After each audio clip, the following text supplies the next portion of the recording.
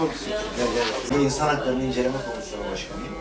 Binali Bey'in de son başbakan yardımcısıyım. Bir çalışma var Allah'a şükür alanda. Alanda da masada da var. Ciddi bir çalışma. Şimdi dün itibariyle malum 5 bakanımız buradaydı. Evet geldiler, biz de ziyaret Ettiler sizden. Allah razı olsun. Şimdi de sivil toplum örgütleriyle buranın yerel dinamikleri üst taraftan. Çok şimdi güzel. Biraz da ormanlık da. Şimdi orada pazartesi günü ihalesi olacak. Yarın da zaten öbür zaten Cumhurbaşkanımız gelecek böyle.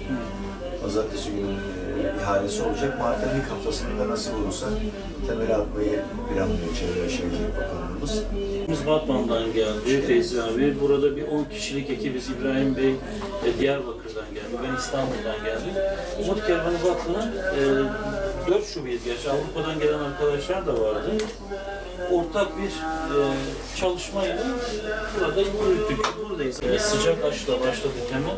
Daha sonra işte gıda yardımı, battaniye, çadır, onları peyderpey yaptık. Tabii biz bunu Bakan Bey'in olduğu kriz masasıyla beraber yaptık. Şimdi hani bilemeyiz nerede ne eksik var ne fazla var.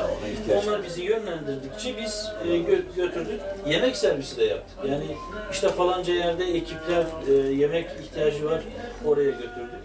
Yani böyle koordineli oldu ve gerçekten güzel de oldu, bereketli oldu.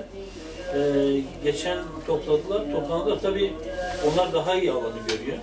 Dediler Adıyaman'ın genelinde hiçbir şekilde gıda sıkıntısı yaşatmadınız. Teşekkür ederim. Çünkü kendileri %15, %20'lik bir kesimini yapıyorlar. Gerisi tamamı sivil toplum kuruluşları olarak yaptık. Allah razı olsun, biz de hani bu başarı olunca insan da haliyle seviniyor aksiliklerin olmaması. Tabii kayıplarımız çok fazla, ona da çok üzüldük.